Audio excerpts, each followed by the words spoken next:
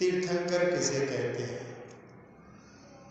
तरंती संसारम महाणवम N तत्तीर्थम, जिनके द्वारा संसार समुद्र से पार होते हैं वह तीर्थ कहलाता है, और जो इस तीर्थ के कर्ता होते हैं वो तीर्थंकर कहलाते हैं। अगला प्रश्न है कि तीर्थंकर और भगवान में क्या अंतर होता है? तीर्थंकर कुछ विशिष्ट आत्माएं होती हैं। भगवान जिन्होंने भी केवल ज्ञान प्राप्त किया है वो भगवान की श्रेणी में आ जाते हैं। तीर्थंकर भी भगवान हैं, लेकिन सारे भगवान तीर्थंकर नहीं होते हैं। तो जिनके 5 कल्याणक होते हैं वो तीर्थंकर कहलाते हैं। वैसे तो भारत विदेश क्षेत्र में 2-3 कल्याणक वाले भी तीर्थंकर होते हैं, लेकिन भारत क्षेत्र में अपन देखें तो वहाँ पर 5 कल्याणक वाले ही तीर्थंकर होते हैं, और जिनके 2 या 3 कल्याणक होते हैं वो भगवान कहलाते हैं। अगला प्रश्न है कि तीर्थंकर का चिन्ह कौन रखता है? जब भगवान का जन्माभिषेक होता है उस समय इंद्र पांडुक शिला पर जब अभिषेक करता है उनके दाहिने पैर के अंगूठे पर देखता है, और उस समय में जो उनके पैर के अंगूठे पर चिन्ह होता है उसको वहां पर उनका चिन्ह बताता है। अगला प्रश्न है 24वें तीर्थंकर महावीर का जन्म कब और कहाँ हुआ? भगवान महावीर का जन्म 598 ईसा पूर्व में, उस समय में 27 मार्च को उनका जन्म हुआ था। वैसे तिथि की अपेक्षा से देखें अपन, चैत्र शुक्ल त्रयोदशी के दिन उनका जन्म हुआ, और उनका जन्म लिच्छवी गणराज के राजा सिद्धार्थ और उनकी महारानी त्रिशला के घर में कुंड ग्राम में उनका जन्म हुआ। भगवान महावीर का नाम अनवर्थ संज्ञा वाला क्यों कहलाता है, यानी उनका महावीर नाम सार्थक क्यों है? उन्होंने राज्य और साम्राज्य के लिए नहीं, आत्मा को जीतने के लिए पुरुषार्थ किया। वे सांसारिक युद्धों को नहीं अपितु आत्मिक संग्रामों के महावीर हैं, इसलिए उनका नाम सार्थक महावीर कहलाया। तीर्थंकर महावीर के क्या संदेश हैं और वर्तमान परिस्थिति में वो क्या समाधान सुझाते हैं? भगवान महावीर का उपदेश जी और जीने दो का संदेश है। इस समय में पूरे विश्व में महामारी फैल रही है, और उसमें हमारे लिए कि ऐसे समय में हमको स्वयं को भी सुरक्षित रखना है और दूसरों को भी सुरक्षित रहने देना है, यानी जी और जीने दो का संदेश इस समय में पूरी तरह से। तो इस समय में मास्क लगा करके और 2 गज दूरी का जो वर्णन चल रहा है उसमें यही अवधारणा है कि हम स्वयं जिएं और दूसरे को जीने दें। अहिंसा का सिद्धांत कैसे आज भी समस्याओं को दूर कर सकता है? जो आज महामारी का दौर चल रहा है उसमें मूल कारण प्रकृति का अंधाधुंध दोहन करना है, और वृक्षों का काटना, प्रकृति का संतुलन बिगड़ना, जीवों का वध होना, मांस का निर्यात होना, उसके कारण में ही ये नतीजा है कि प्रकृति रुष्ट हो गई है। और अहिंसा के सिद्धांत पर यदि हम अपने जीवन को यापित करें, उसके अनुसार चलें, जिससे कि किसी भी प्राणी को कष्ट ना हो, तो हम इस संदेश को यदि आत्मसात करें तो कोरोना जैसे संकट का भी मुकाबला हम अहिंसा के माध्यम से कर सकते। भगवान महावीर का निर्माण कब हुआ? कार्तिक कृष्ण अमावस्या को भगवान ने पावापुर के पद्म सरोवर से 527 ईसा पूर्व में निर्वाण को प्राप्त किया। उस समय में 15 अक्टूबर को वहां पर मंगलवार के दिन भगवान ने अपने सारे कर्मों को नष्ट करके और सिद्ध शिला की ओर गमन किया। भगवान महावीर के दादा दादी का क्या नाम है? उनके पिता का नाम तो सिद्धार्थ था, उनके और पिता का यानी दादा का नाम सर्वार्थ और उनकी माता का नाम त्रिशला, लेकिन उनकी दादी का नाम श्रीमती था। भगवान महावीर को कैसे वैराग्य हुआ? भगवान महावीर को 30 वर्ष की अवस्था में पूर्व जन्म के स्मरण के माध्यम से, जिसको कि जाति स्मरण बोलते हैं, उनको वैराग्य हुआ। कितने वर्ष भगवान मौन रहे या उनका छद्मस्त अवस्था का काल कितना था? मुनि बनने के बाद में वो 12 वर्ष तक मौन रहे और उसके बाद में उन्होंने केवल ज्ञान प्राप्त किया। तो जब तक वो मुनि अवस्था में रहे तब तक उन्होंने मौन धारण किया था, वो छद्मस्त अवस्था थी।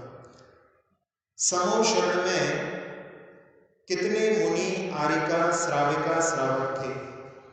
भगवान महावीर के समूह शरण में 14,000 मुनि, 36,000 आरिकाएं, 1 लाख श्रावक और 3 लाख श्राविकाएं थी, जिसमें गौतम गणधर मुख्य थे और गणनी में चंदना और श्रोता में राजा श्रेणिक और रानी चेरिया। भगवान महावीर के कितने गणधर थे और उनके क्या क्या नाम हैं? भगवान महावीर के 11 गणधर थे। उनमें सबसे मुख्य इंद्रभूति गौतम, फिर वायुभूति, अग्निभूति, सुधर्मा स्वामी, मौर्य, मौंड, पुत्र, मैत्रेय, अकंपन, अंधवेला और सबसे आखिरी में प्रभास। भगवान महावीर का पहला समूह शरण कहाँ लगा? भगवान महावीर का पहला समूह शरण विप्लाचल पर्वत राजगृही में लगा। अगला प्रश्न है कि भगवान महावीर को सम्यक दर्शन कब हुआ था? पूर्व की पर्याय में जब वो सिंह की अवस्था में थे, उस भाव में उन्होंने सम्यक दर्शन प्राप्त किया और उसके बाद में फिर उनका भविष्य में उत्थान ही होता गया। सिंह के भव से महावीर तक के भव बताइए। सौधर्म स्वर्ग में वो सिंह आखिरी समय में अनुव्रतों को धारण करके देव बना, फिर वहां से आने के बाद में कनकोज्वल नाम का राजा बना। फिर उस भव में भी तपस्या करके वो लांतव स्वर्ग में देव बना और वहां से आने के बाद में वो हरिषण नाम का राजपुत्र बना। फिर तपस्या करके महाशुक्र स्वर्ग में देव बना, फिर वहां से आकर के प्रियमित्र नामक राजपुत्र बना। फिर 12वें स्वर्ग में तपस्या करके जाकर के देव बना और वहां से आने के बाद में नंद नाम का राजपुत्र बना, जहां पर उन्होंने दीक्षा लेकर के प्रोष्ठिल नाम के गुरु के चरणों में 16 कारण भावनाओं को भा करके तीर्थंकर प्रवृत्ति का बंद किया और उसके बाद में वो अच्युत स्वर्ग में इंद्र की पर्याय को प्राप्त हुए और वहां से च्युत होकर के वो त्रिशला के नंदन महावीर के रूप में जन्मे थे। अगला प्रश्न है कि सिंह को उपदेश देने वाले मुनियों के क्या नाम थे? उस समय में उनके सिंह की अवस्था में जब वो एक शिकार कर रहे थे, हिरण का वध कर रहे थे, उस समय में 2 मुनिराज आकर के उनको उपदेश देते हैं। उनके नाम अमित कीर्ति एवं अमिताभ प्रभ नाम के 2 मुनिराजों ने उनको उपदेश दिया था। उस समय में उपदेश में वहां पर उनसे कहा कि पूर्व में तुमने नारायण के भी भोगों को भोगा है, स्वर्गों के भी इंद्रों के भोगों को भोगा है, लेकिन कभी भी तृप्ति नहीं हुई है। इस प्रकार से उनको उपदेश देकर के और उनके मिथ्यात्व का वहां पर वमन करवाया। उस समय में आचार्य मोहभद्र महाराज ने लिखा है कि वो सिंह वहां पर रुदन करता है और उसकी आंख से आंसू निकलते हैं, मानो उसका मिथ्यात्व ही वहां पर बाहर निकल रहा हो, इस प्रकार से उस भाव में उन मुनियों के उपदेश के माध्यम से उसने धर्म को जो है स्वीकार किया था। अगला प्रश्न है कि भगवान पार्श्वनाथ के निर्वाण के पश्चात कितने वर्षों बाद महावीर का जन्म हुआ। भगवान महावीर के जन्म जो हुए हैं वो उस समय में भगवान पार्श्वनाथ का तीर्थकाल चल रहा था और उस समय उनके निर्वाण के, भगवान पार्श्वनाथ के निर्वाण के 178 वर्ष बाद में भगवान महावीर का जन्म हुआ। अगला प्रश्न है कि भगवान के कितने नाम हैं। वैसे तीर्थंकरों में आदिनाथ भगवान के ऋषभनाथ भी उनका नाम जाना जाता है, आदिनाथ भी बोलते हैं और ऋषभनाथ भी उनके लिए कहा जाता है। इसी प्रकार से पुष्दंत और सूर्यनाथ भगवान भी आते हैं नवे तीर्थंकर के। 24वें तीर्थंकर भगवान महावीर के 5 नाम जाने जाते हैं। उसमें इनके नाम में सबसे पहला जो वीर नाम है, जब भगवान का जन्म हुआ और जन्माभिषेक के लिए उनको पांडुक शिला पर ले गए और वहां पर उनको स्थापित करके और बड़े बड़े कलशों से जब इंद्र अभिषेक करने के लिए मन बनाता है तो सोचता है इतनी मोटी धार को ये कैसे सहन करेंगे, और उस समय में वो अपने अंगूठे के माध्यम से उस मेरु को कंपायमान कर देते हैं। तब इंद्र को समझ में आ जाता है और वो वहाँ पर अपनी भूल स्वीकार करके कि इनके पास में तो अतुल्य बल है, और वो उनके लिए वीर नाम से संबोधित करता है। जब भगवान गर्भ में आए थे अच्युत स्वर्ग से च्युत होकर के, तभी से राजा सिद्धार्थ के राज्य में समृद्धि होने लगी थी, इसलिए उन्होंने इनका नाम वर्धमान सार्थक लगा। जब ये छोटे ही थे उस समय में संजय विजय नाम के महाराज इनको दूर से ही देख करके उनके मन में जो शंकाएं थीं वो सब दूर हो गई, तो इनको सन्मति नाम से उन्होंने पुकारा। जब ये बचपन में अपने मित्रों के साथ में वृक्ष के ऊपर खेल रहे थे, उस समय में एक संगम नाम का देव इनकी परीक्षा लेने के लिए आया और उसने एक भयानक सर्प का, जो कि बहुत विकराल बहुत बड़ा था, और उस वृक्ष की शाखा को जो मूल तना था उस सबको उसने अपने आगोश में लपेट लिया। उसको देख करके उनके सारे मित्र वहां से कूद कूद कर भाग गए और जो महावीर थे वो वहां पर उसके ऊपर ही खेलने लगे। तब उस समय में संगम देव ने उनके लिए महावीर नाम से पुकारा। जब ये गृहस्थ अवस्था में ही थे, एक मदोन्मत्त हाथी जो किसी के वश में नहीं आ रहा था, और उस हाथी को देख करके लोग जब ये उसकी ओर बढ़ने लगे तो लोगों ने इनको रोका, लेकिन फिर भी ये बिल्कुल निडर होकर के उसकी ओर बढ़ने लगे और वो हाथी इनको देख करके बिल्कुल शांत होकर के इनके चरणों में नतमस्तक हो गया। तब उस समय में इनको अतिवीर नाम से पुकारा गया। अगला प्रश्न है कि पाठ्य पुस्तक में तो जैन धर्म के संस्थापक भगवान महावीर को बताते हैं, ऐसा क्यों है?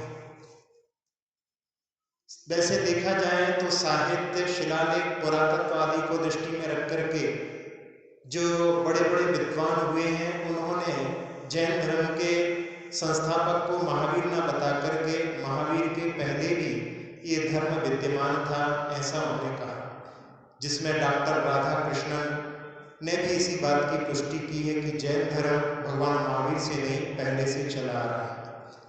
जर्मनी के डॉक्टर हर्मन जैकोबी ने भी कि भगवान महावीर के पहले पार्श्वनाथ भगवान भी ऐतिहासिक पुरुष हुए हैं और उनके भी पहले नेमिनाथ भगवान तक के काल को भी उन्होंने स्वीकार किया है। इसलिए जैन धर्म बहुत प्राचीन है। बुद्ध भी भगवान महावीर के समकालीन थे और बुद्ध से बौद्ध धर्म प्रारंभ हुआ, इसलिए भी वहाँ पर कि जैन धर्म जो है भगवान महावीर से प्रारंभ हुआ है, ऐसा लोगों की मान्यता बन गई। लेकिन वास्तव में जैन धर्म बहुत प्राचीन है। जैन संस्कृति और वैदिक संस्कृति बहुत समय से, बहुत प्राचीन समय से इस धरा पर विद्यमान है। इसलिए जैन धर्म को भगवान महावीर ने प्रारंभ किया, ऐसा कहना पूर्णतः सत्य नहीं। जैन शास्त्रों में भगवान महावीर के कितने भवों का वर्णन मिलता है। अभी यहाँ कुछ भवों का वर्णन किया है, जिसमें कि वो सिंह के भव से लेकर के भगवान महावीर के भवों को बतलाया था। यदि हम उनके और प्राचीन समय से देखें तो उत्तर पुराण में उनका पुरुरवा भील के नाम से वर्णन मिलता है। वो भील अपनी पत्नी के साथ में जंगल में शिकार करने के लिए गया हुआ था और एक घने जंगल में आंखों को देख करके उसने सोचा कि ये कोई हिरण है और वो तीर चलाने ही वाला था कि उसकी पत्नी ने रोक दिया कि ये हिरण नहीं, कोई महात्मा है। वहां पर वो रुक जाता है और उनके चरणों में नतमस्तक हो जाता है, उनसे अपने कल्याण के लिए मार्ग पूछता है। महाराज उस समय में उसके लिए 3 मकार मध्य मांस मधु का त्याग कराते हैं और वो उनको त्याग करके अपने जीवन को व्यतीत करके अंत समय में अच्छे भावों से मरण करके सौधर्म स्वर्ग में देव बनता है। फिर उसके बाद में आकर के वो भरत के पुत्र आदिनाथ भगवान का नाती मारीच के रूप में जन्मा और उसके बाद में वे बहुत सारे भव में संसार में परिभ्रमण करते करते जब श्रेयांसनाथ भगवान का काल था उस समय में वो त्रिपृष्ठ नाम का प्रथम नारायण के रूप में जन्मा और उसके बाद चूंकि अधोगति होती है तो वो सप्तम नरक गया और सप्तम नरक से निकलने वाले जीव त्रेंच भी बनते हैं तो वो सिंह की पर्याय को प्राप्त हुआ और उस सिंह की पर्याय से वो मर करके पुनः नरक में प्रथम नरक में गया। वहां से निकलने के बाद में पुनः वो सिंह की पर्याय को प्राप्त हुआ और उसके बाद का वर्णन पहले ही आ चुका है। भगवान महावीर ने बाल्यावस्था में खेल खेल में अनेकांत और स्याद्वाद कैसे समझाए थे। भगवान महावीर जब बाल्यावस्था में थे और अपने नंद्यावर्त महल में विद्यमान थे, उस समय में उनका मित्र आता है और वहां पर त्रिशला माता से पूछता है कि महावीर कहाँ है, तो वो कह देती है कि वो ऊपर है। उनका मित्र जो है बिल्कुल दौड़ लगा करके सीढ़ी पर चढ़ करके और सीधा एक से जो है 7 मंजिल का जो महल था उसमें 7वीं मंजिल पर पहुंच जाता है। वहां पर जाकर के देखता है तो वहां पर महावीर तो नजर में नहीं आते, वहां पर राजा सिद्धार्थ बैठे हुए हैं। वहां पूछता है कि महावीर कहाँ हैं, तो वो कह देते हैं नीचे हैं। फिर वो नीचे आता है और नीचे आता है तो बीच में ही वहां पर महावीर उसके लिए दिख जाते हैं। वो कहता है कि आज तो मैं बड़ा परेशान हो गया, आपकी माँ कहती है कि आप ऊपर हो और आपके पिता कहते हैं नीचे हो, मुझे तो समझ में नहीं आता कहाँ ढूंढूं। तब वहां पर महावीर समझाते हैं कि सत्य जो होता है वो किसी अपेक्षा को रख करके ही कथन किया जाता है। यदि हम कहें कि ऐसा ही है तो वो एकांत होता है और वो मिथ्या होता है। जब हम उसको इस अपेक्षा से, माता की अपेक्षा से देखें तो मैं ऊपर हूँ, लेकिन यदि पिता की अपेक्षा से देखें तो मैं नीचे हूँ, इसमें कोई भी बाधा नहीं है। लेकिन मैं नीचे ही हूँ यदि कहूँगा तो फिर वो वहाँ पर गलत हो जाएगा। मैं नीचे भी हूँ और ऊपर भी हूँ। इस प्रकार से उन्होंने कोई भी वस्तु होती है वो अनेक धर्मात्मक होती है, उसको अलग अलग दृष्टि से देखने पर वो अलग अलग प्रतीत होती है, लेकिन उसमें केवल एक चीज को पकड़ करके यदि कथन किया जाता है तो वो मिथ्या कहलाता है और किसी अपेक्षा से कथन किया जाता है तो वो स्याद्वाद कहलाता है। जैसे हिमालय को कोई कहे, भारत के लोग कहें कि हिमालय कहाँ है तो वो कहेंगे कि उत्तर में है, और चाइना के लोग यदि पूछें तो वो कहेंगे दक्षिण में है। तो इस प्रकार से यदि कहें नहीं वो तो उत्तर में ही है तो फिर वो गलत हो जाएगा। इस प्रकार से अनेकांत और स्याद्वाद को उन्होंने बचपन में ही अपने मित्रों के लिए सिखा दिया था। अगला प्रश्न है कि 66 दिन तक भगवान की वाणी क्यों नहीं खिली थी? वहां पर गणधर का अभाव था, इसलिए भगवान की वाणी नहीं खिली। भगवान को केवल ज्ञान होने के बाद में समोषण की रचना हो गई, सारी जो सभाएं थी वो भी वहां पर भर गई थी, सब लोग भगवान के दर्शन तो करते थे लेकिन भगवान की वाणी नहीं खिलती थी। 66 दिन बीत गए, तब इंद्र के मन में ऐसा भाव आया कि जब तक यहाँ पर कोई इनको ग्रहण करने वाला नहीं होगा तो भगवान की वाणी कैसे खिल सकती है। और उस समय में वो इंद्रभूति गौतम के पास में रूप बदल करके जाकर के और कहता है कि मैं एक प्रश्न पूछने आया हूँ। बड़े विद्वान थे, उनके 500 शिष्य थे और वहां पर की त्रैकाल्यम द्रव षटकम नवपद सहितम इस गाथा को बोल करके, जिसमें कि पंचास्ति काय आदि ऐसे शब्दों को उस विप्र ने पहली बार सुना था, लेकिन अपने आप को बड़ा विद्वान समझता था। और उस समय में उसने गर्व से कहा कि किसने पूछा है? तो कहने हमारे गुरु ने पूछा है। तो उस समय कि मैं तुम्हारे गुरु को ही उत्तर दूंगा। और वो जब बढ़ते हैं, समोषण में पहुंचते हैं और वहां पर मानस्तंभ को देख करके ही उनका जो जितना भी अहंकार था वो चूर हो जाता है और उस समय में ही भगवान की वाणी खिलना प्रारंभ हो जाती है। जो गणधर की योग्यता रखता है उसकी उपस्थिति में भी भगवान की वाणी खिलने लगती है। तो 66 दिन तक भगवान की वाणी नहीं खिली थी क्योंकि गणधर की योग्यता का जो पात्र है वो उसका अभाव था। श्वेतांबरों में भी ऐसा माना जाता है कि भगवान की वाणी पहले समोषण में नहीं खिली। उनके यहाँ पर 66 दिन का तो नहीं आता, लेकिन ये आता है कि पहले समोषण में, जहाँ पहला समोषण का निर्माण हुआ वहां पर भगवान की वाणी नहीं खिली। उसके बाद में और कहीं जाकर के फिर दूसरी जगह पर है। बाकी 23 तीर्थंकर की वाणी तो पहले समोषण में ही खिली है, लेकिन भगवान महावीर की वाणी दूसरे समोषण में खिली है, ऐसा उनके यहाँ पर आता है। तो इसके माध्यम से ये बात तो सिद्ध हो जाती है कि भगवान महावीर की वाणी में कुछ ना कुछ जो है व्यवधान अवश्य पड़ा। दिगंबर संप्रदाय में उसको 66 दिन का बतलाते हैं। अगला प्रश्न है कि केवल ज्ञान भगवान के लिए कहां पर हुआ? भगवान महावीर को केवल ज्ञान ऋजकूला नदी के तट पर, जो कि जंबिका ग्राम में स्थित है, वहां पर मनोहर वन में उनको शाल वृक्ष के नीचे केवल ज्ञान की प्राप्ति हुई। भगवान महावीर से राजा शैणिक ने कितने प्रश्न किए? भगवान महावीर से 60,000 प्रश्न राजा शैणिक ने किए। कितने वर्ष तक भगवान ने केवल ज्ञान के माध्यम से उपदेश दिया? 30 वर्ष तक भगवान ने इस धरा पर विहार करके अपनी जो वाणी है उसके माध्यम से भव्य जीवों के लिए उपदेश दिया। कितने दिन पहले भगवान ने अपने समोषण का त्याग कर दिया था?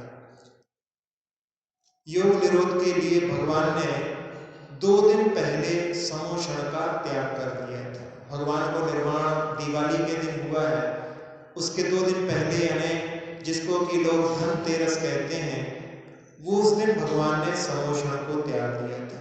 वो धन्य दिन था कि ऐसी विभूति को भी उन्होंने ठुकरा दिया, तो इसलिए उसका नाम धन्य तेरस था। लेकिन लोगों ने उसको धन के साथ में जोड़ करके धनतेरस बना लिया।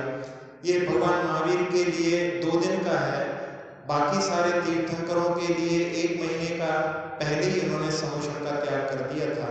और उसमें सबसे पहले तीर्थंकर आदिनाथ भगवान ने 14 दिन पहले समोषण का त्याग किया था। महावीराष्टक काव्य में भगवान महावीर के समोषण की कौन सी घटना का वर्णन है? पंडित भागचंद जी की जो रचना है महावीराष्टक, उसमें यदर्चा भावेन प्रमुदित मना दुर्इह क्षणादासीत स्वर्गी गुणगण समृद्धा सुख निधि लभन्ते सद्भक्ता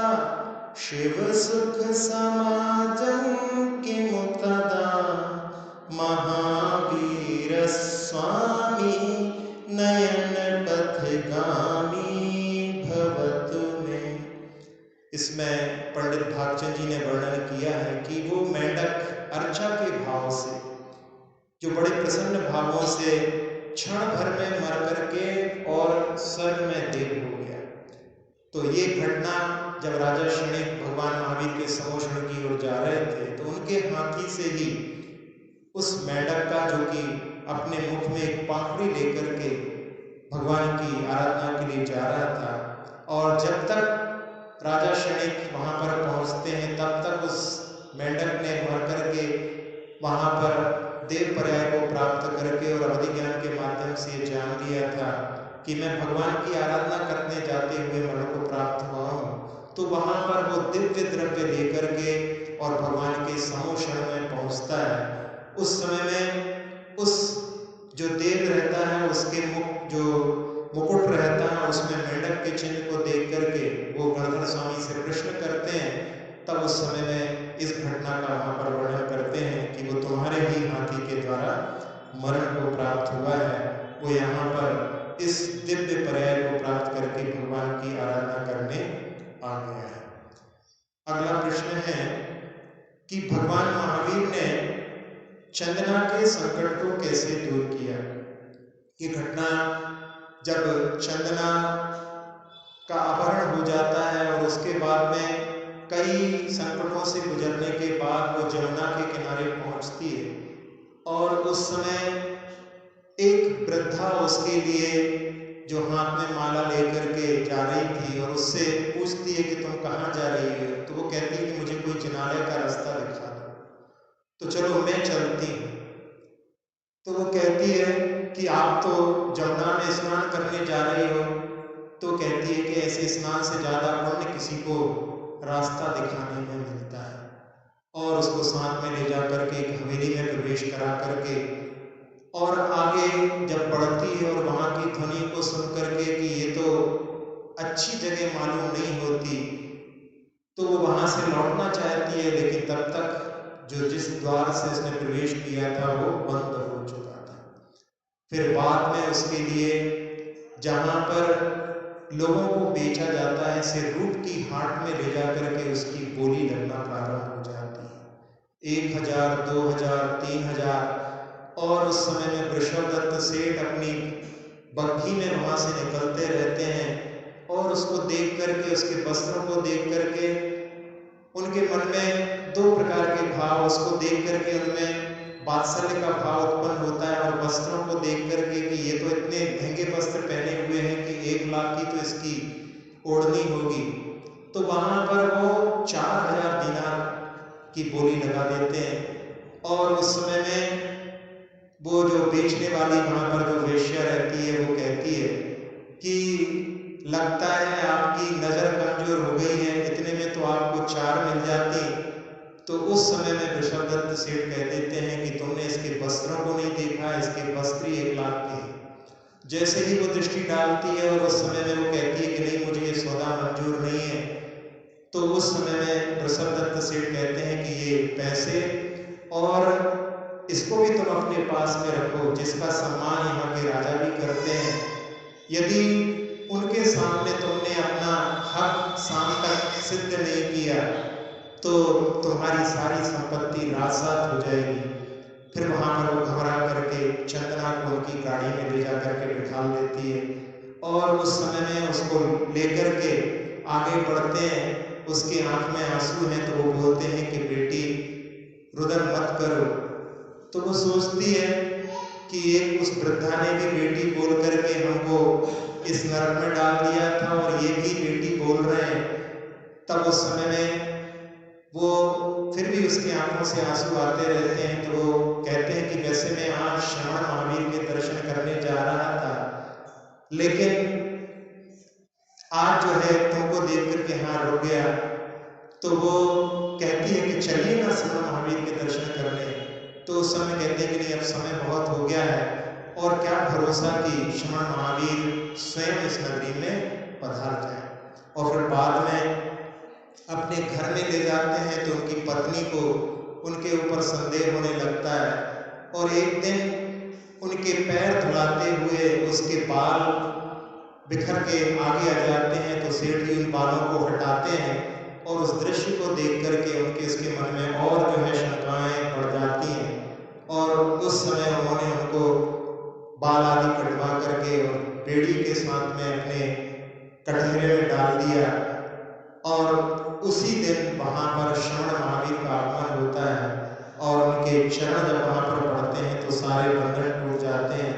इस प्रकार से उनके संकट को भगवान महावीर के संपर्क से, उनकी उपस्थिति से कैसे दूर हुआ समझ सकते हैं। अगला प्रश्न है कि रानी त्रिशला का दूसरा नाम क्या है? रानी त्रिशला का दूसरा नाम प्रियकारिणी भी आता है, और ये राजा चेटक की पुत्री थी। इनकी बहनों में चेलना भी इनकी बहन है जो राजा शनिक की पत्नी थी, चंदना भी जो आगे चलकर की गृहिणी बनती है वो भी इनकी बहन थी, एक कौशाम्बी के राजा की पत्नी मृगावती भी इनकी बहन थी, ज्येष्ठा आदि इनकी 6 बहनें और थी। 3 तीर्थंकर के ऊपर उपसर्ग का वर्णन तिलोपरिणति ग्रंथ में आता है, जिसमें 7वें, 23वें और 24वें तीर्थंकर का नाम आता है। भगवान महावीर के ऊपर क्या उपसर्ग हुआ? भगवान महावीर के ऊपर श्रवण अवस्था में, क्योंकि केवल ज्ञान होने के बाद में तो कोई उपसर्ग होता नहीं, श्रवण अवस्था में इनको उज्जैनी के शमशान में रुद्र ने आकर के इनके ऊपर उपसर्ग किया था, और उस उपसर्ग में जब वो चलायमान नहीं हुए तब उस समय में उस रुद्र ने वहां पर उनकी भक्ति करके, उनकी सामने नृत्य आदि करके उनको महती महावीर यानी महान महावीर कह करके पुकारा था। अगला प्रश्न है कि बौद्ध धर्म बहुत देशों में विस्तार को प्राप्त हुआ, पर जैन धर्म क्यों नहीं हुआ? इसके बारे में कि जैन धर्म के जो नियम हैं, सिद्धांत हैं, वो बहुत सारे देशों के लिए अनुकूल नहीं लगे, क्योंकि बहुत सारे देश ऐसे हैं जहाँ पर मांसाहार आदि का ही बहुतायत प्रयोग होता है, और जैन साधुओं की चर्या भी ऐसी है कि सब जगह जाकर के उसका प्रचार करना संभव नहीं था। कहीं कहीं पर जाकर के प्रचार भी किया, जैसे वर्णन आता है कि जिस समय सिकंदर था उस समय कल्याण मुनि वहाँ पर यूनान में गए थे, और वहाँ पर उन्होंने धर्म का प्रचार भी किया। वहाँ पर कुछ अवशेष भी मिलते हैं, लेकिन उनके समय तो काफ़ी रहा, लेकिन बाद में फिर धीरे धीरे वहाँ पर जो धर्म था उसका पूरा ही लोप हो गया। तो इस प्रकार से साधुओं के अभाव में वहाँ पर धर्म नहीं टिक पाया, और बौद्ध धर्म वैसे तो सब देशों में फैला, लेकिन यहाँ पर जहाँ पर उत्पन्न हुआ वहाँ पर ही वो अपने मूल स्वरूप से ही दूर हो गया। एक तिब्बत के प्रोफेसर रिनपोचे ने जब उनसे पूछा कि आपका बौद्ध धर्म तो बहुत देशों में फैला है और जैन धर्म तो कहीं अन्य देशों में नहीं फैला, इसको आप किस दृष्टि से देखते हैं? तो उन्होंने कहा वैसे सुनकर के तो हमको बड़ा अच्छा लगता है कि हमारा धर्म बहुत सारे देशों में फैला, लेकिन जिन जिन देशों में हमारा धर्म गया वहाँ की अनुकूलता को देख करके परिवर्तित होता गया, और उसके कारण में जो बौद्ध ने बताया था और जो वर्तमान में वहाँ पर पालन कर रहे हैं उसमें बहुत ज़्यादा अंतर, जिसको कि अपन जमीन आसमान का अंतर कह सकते हैं। लेकिन हमें जैन धर्म की ये बात बहुत अच्छी लगती है कि भले ही जैन दर्शन, जैन धर्म अन्य देशों में नहीं फैला, लेकिन आज भी जैसे महावीर भगवान की जो चर्या थी उसकी चर्या का पालन करने वाले आज भी साधु इस धरा पर देखने के लिए मिलते हैं। इसलिए इस बात में कि धर्म बहुत से देशों में नहीं फैला है, ये कोई एक मतलब उसमें अपने लिए ऐसा लगे कि ऐसा क्यों नहीं हुआ, वैसे भी ये अवसरपणी काल है, आगे आगे धर्म की कमी, धर्म के मानने वालों की कमी तो होगी, लेकिन साथ साथ में जितने लोग भी यहाँ पर यदि धर्म का पालन करते रहे अंत समय तक ये धर्म चलेगा, ऐसा जो है आगम का वाक्य है, तो उस पर हमें गर्व होना चाहिए। अब अगला प्रश्न है कि तीर्थंकर महावीर का तीर्थ काल कितना है? इसमें दो मत मिलते हैं। वैसे तो ये कहा जाता है कि जब भगवान की वाणी खिलती है उस समय से भगवान का तीर्थकाल प्रवृत्त होता है, लेकिन तिलोर परिणति ग्रंथ में ऐसा दिया है कि 21,000 वर्ष में 42 वर्ष और जोड़ने इतना समय भगवान महावीर का तीर्थकाल है। तो इसमें 12 वर्ष तो उनकी छद्मस्त अवस्था का काल था। तो इसका मतलब है कि उन्होंने जब दीक्षा ली थी तब से उनका तीर्थकाल का प्रवर्तन का काल आचार्य यति वृषभ ने तिलोर परिणति में कहा है। तो इसके हिसाब से वो 12 वर्ष और 30 वर्ष उनका जो कैवल्य का काल है, ऐसे 42 वर्ष हो गए। और 5वां जो काल है वो 21,000 वर्ष का है। और भगवान को 3 वर्ष पहले ही, 3 वर्ष 8.5 महीने पहले ही उनको निर्वाण हो गया था। तो ऐसे ही पंचम काल में जब 3 वर्ष 8.5 महीने अवशिष्ट रह जाएंगे तब धर्म का लोप हो जाएगा। इस प्रकार से 21,000 वर्ष में 42 वर्ष अधिक तिलोर परिणति के अनुसार से। और धवला आदि की अपेक्षा से देखें तो वहां पर 21,000 वर्ष और उसमें 30 वर्ष अधिक, इतना समय वहां पर भगवान का जो तीर्थकाल का समय बतलाया है। तो इस प्रकार से अपने दो मतों को देख सकते हैं। अब अपन थोड़ी देर के लिए ध्यान करेंगे। सभी लोग ध्यान की भूमिका को प्राप्त करने के लिए अपने आसन को जमा लें।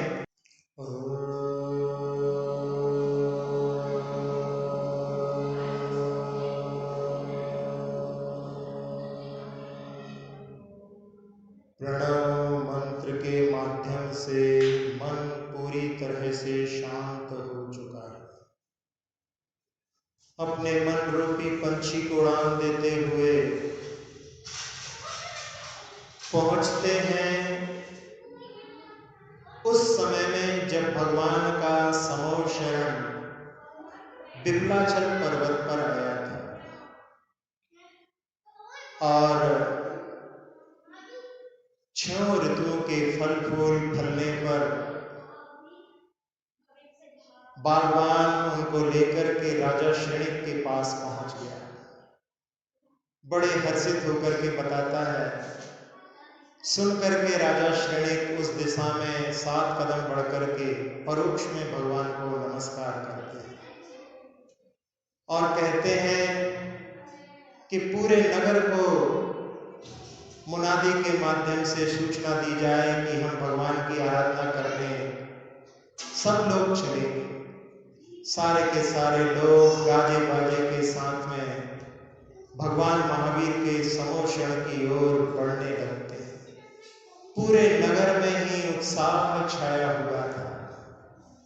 सारे लोग हर्षित होकर के समूह शरण में प्रवेश करते हैं।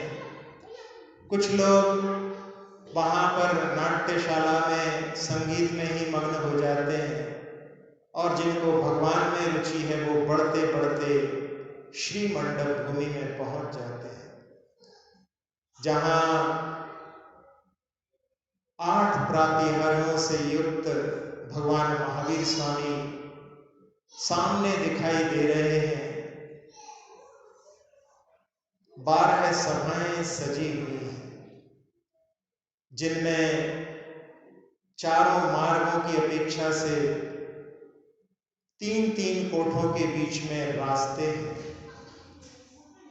जहां एक कोठे में दिखाई दे रहे हैं सारे गणधर, सारे मुनिराज। अगले कोठे में दिखाई दे रही हैं कल्पवासी देवियां।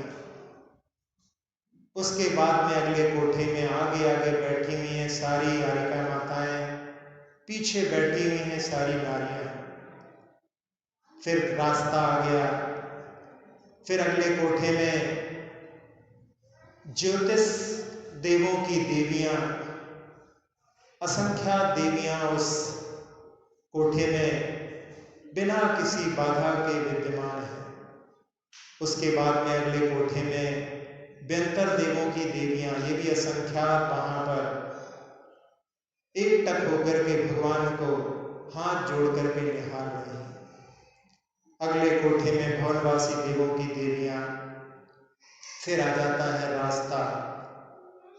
अगले कोठे में भवनवासी देव, फिर उसके बाद में अगले कोठे में व्यंतर देव, ये भी असंख्यात है।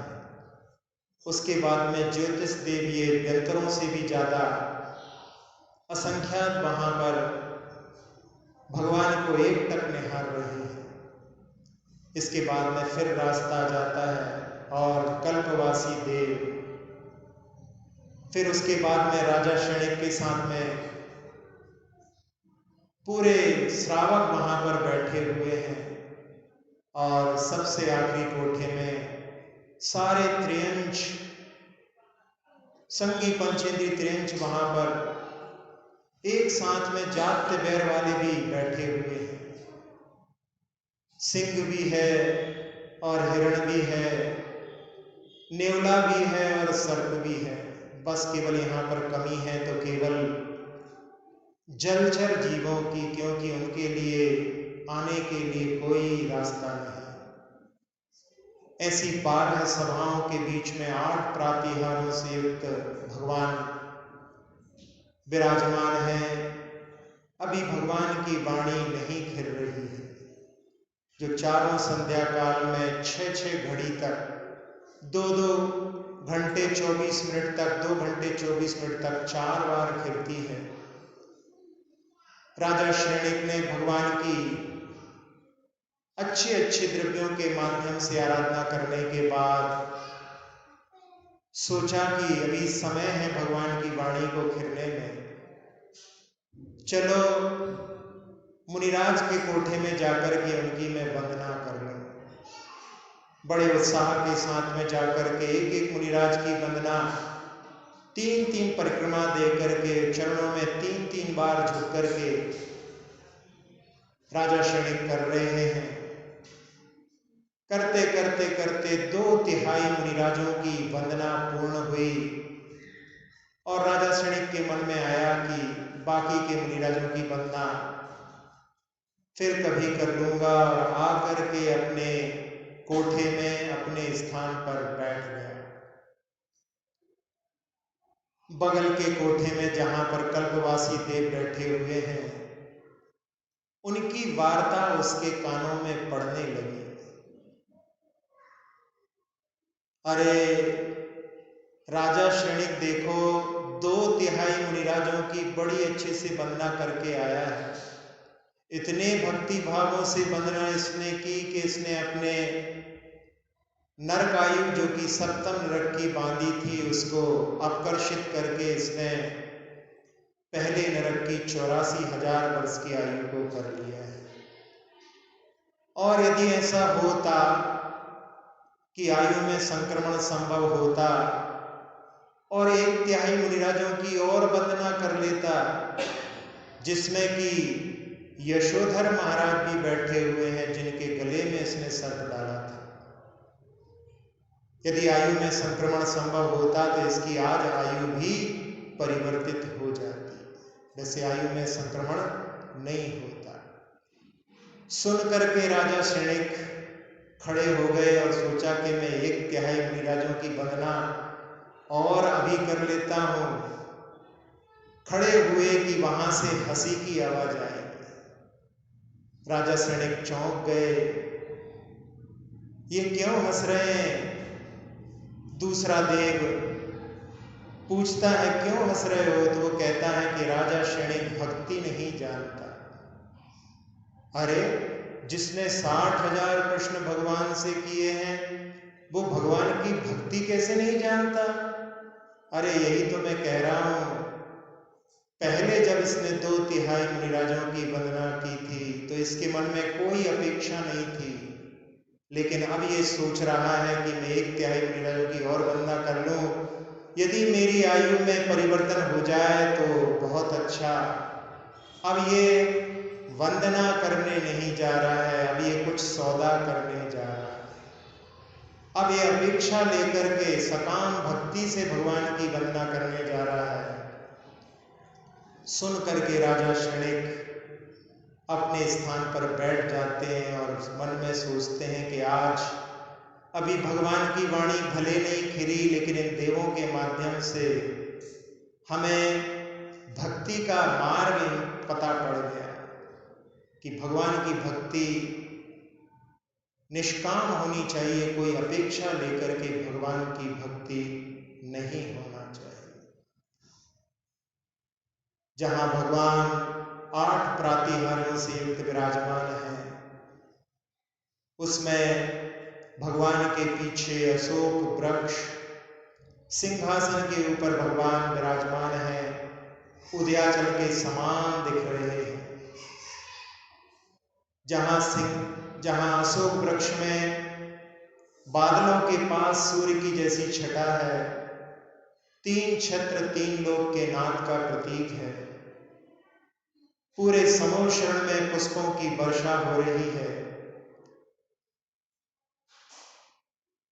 नगाड़ों की आवाज मानो भगवान ने मोह पर विजय प्राप्त की है, उसका प्रतीक है। भगवान की दिव्य ध्वनि अभी घिरने वाली है।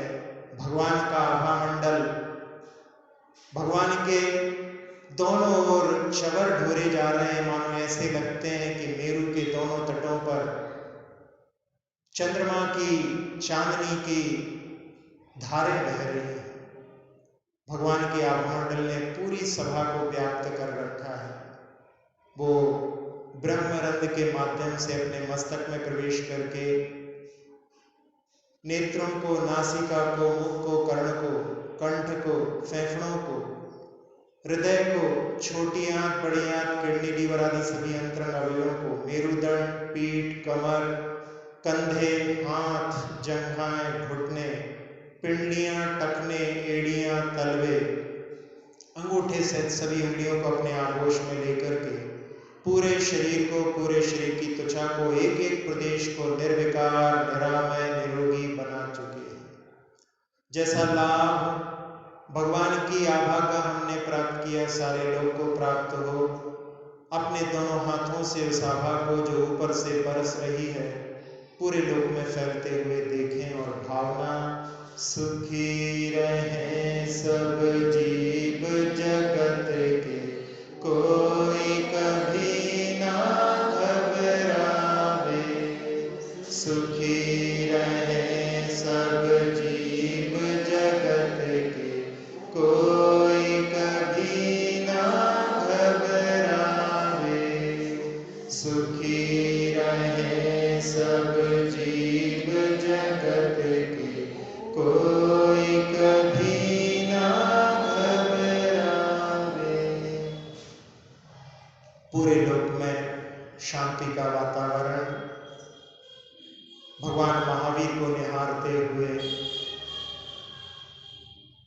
यही विराम लेते हैं। अक्षर पद मात्रा से दूषित वचन अगर ममहीन रहे, और प्रमाद कषाय के वश में सम्यक अर्थ विलीन किए। जिन वाणी माता मेरी सब त्रुटियों को क्षमा करें, दयाशीष शीघ्र हम सबको केवल लब्धि रमा मिले। प्राप्त हमें हो बोधि समाधि, परिणामों की शुद्धि हो। निज आत्म उपलब्ध हमें हो, शाश्वत सुख की सिद्धि हो। चिंतित वस्तु दात्री माता, चिंतामणि उपमा भाती। करूं वंदना पूर्ण विनय से, चरण रखूं मैं पाती। कर जिन